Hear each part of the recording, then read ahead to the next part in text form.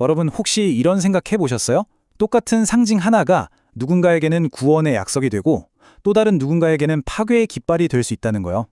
오늘 우리는 바로 이 십자가라는 상징이 어떻게 한국과 일본의 역사 한가운데서 전혀 다른 두 얼굴을 갖게 됐는지 그 아주 격동적인 이야기를 한번 따라가 보려고 합니다.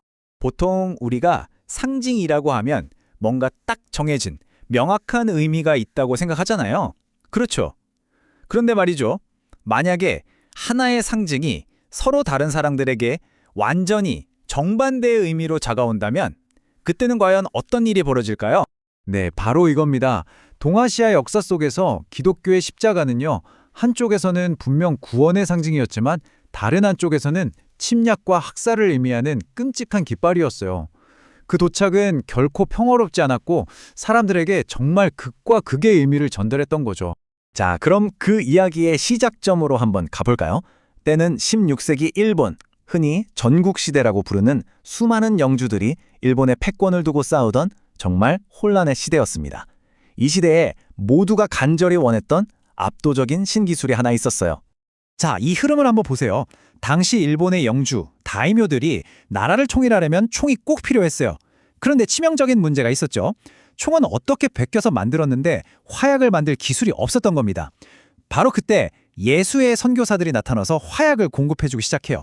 신뢰를 얻기 위해서였죠. 그리고 도요토미 히데요시 같은 인물들이 바로 이 총의 힘으로 일본을 통일하게 됩니다. 이건 단순한 신앙의 문제가 아니었어요. 기술과 권력을 맞바꾼 아주 치밀한 전략적 거래였던 거죠. 자, 그렇게 총의 힘으로 일본을 통일하고 나니까 그 막강한 힘이 어디로 향했을까요? 네, 칼끝은 곧바로 바깥을 향했습니다. 그들의 다음 목표는 바로 조선이었고 이것이 우리에겐 임진왜란이라는 비극의 시작이었습니다. 바로 이 지점이 정말 중요합니다, 여러분. 당시 조선 사람들에게 십자가는 성경을 들고 온 선교사의 모습이 아니었어요. 칼과 총을 든 침략군, 그들의 깃발 위에서 처음 목격된 상징이었다는 겁니다. 첫 만남이 너무나 폭력적이었던 거죠. 이 영향이 어쩌면 수백 년이 지난 오늘날까지 이어지고 있는지도 모릅니다. 이 지도를 한번 보세요.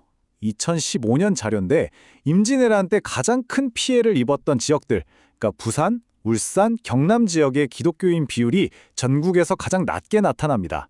일부 연구자들은 이걸 그 당시 침략이 남긴 역사적 트라우마와 연결해서 해석하기도 합니다. 결국 이거예요. 똑같은 십자가 깃발 아래 있었지만 사실은 전혀 다른 꿈을 꾸고 있었던 거죠. 우리가 흔히 동상이몽이라고 하잖아요. 예수회는 중국까지 복음을 전파하는 기독교 세계의 확장을 꿈꿨고 도요토미 히데요시는 아시아를 정복하려는 정치적 야망을 불태웠던 겁니다. 같은 상징, 다른 목표였던 거죠. 자, 이런 상징을 둘러싼 의미의 전쟁이 과연 과거의 일이기만 할까요? 아닙니다.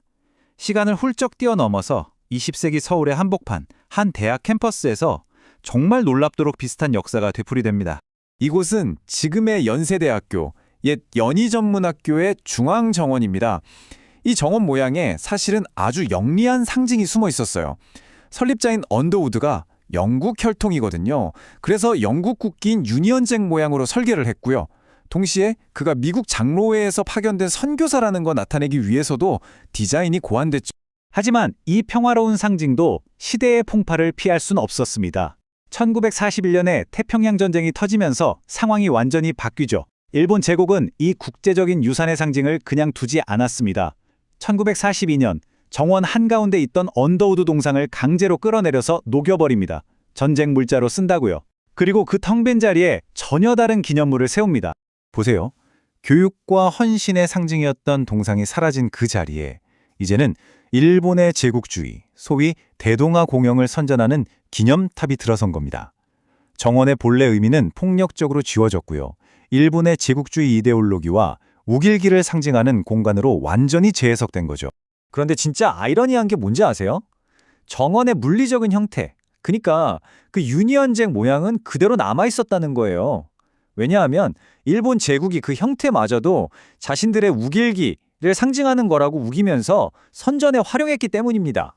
상징의 의미, 그 알맹이를 완전히 빼앗기니까 오히려 껍데기는 살아남을 수 있었던 그런 역설적인 상황인 거죠. 하지만 1945년 해방이 되자마자 학생들이 가장 먼저 한 일이 뭔지 아십니까?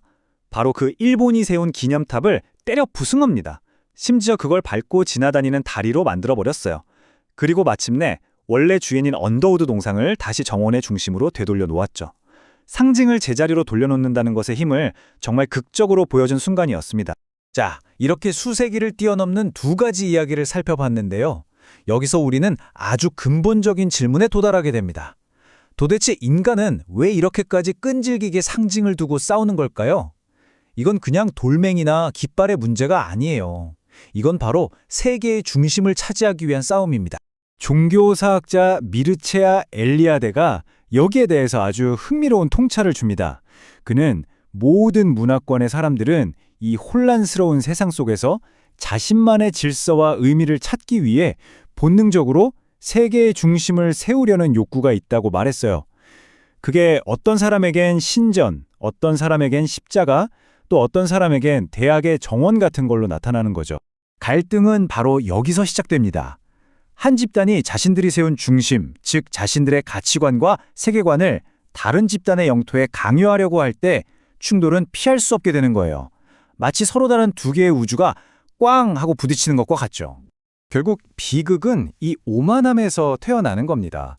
나의 중심, 나의 상징만이 유일하게 옳고 절대적이다라고 믿는 순간 다른 사람의 소중한 중심을 파괴하는 폭력을 정당화하게 되는 거죠. 16세기에도 20세기에도 비극은 바로 이 지점에서 시작됐습니다. 그럼 해결책은 뭘까요? 상징을 다 없애버리는 걸까요? 엘리아데는 그게 답이 아니라고 말합니다. 진정한 해답은요, 내가 성스럽게 여기는 나의 공간이 다른 누군가에게는 함부로 넘어오면 안 되는 경계선일 수 있다는 걸 인정하고 서로의 중심을 존중하는 법을 배우는 겁니다. 십자가에서 대학 정원까지 우리는 상징을 둘러싼 오랜 싸움을 지켜봤습니다. 이 이야기는 과거에만 머물지 않고 지금을 사는 우리에게도 아주 중요한 질문을 던집니다. 지금 이 순간 여러분이 굳게 믿고 있는 당신의 중심은 혹시 다른 누군가의 경계를 침범하고 있지는 않습니까? 한 번쯤 생각해 볼 문제입니다.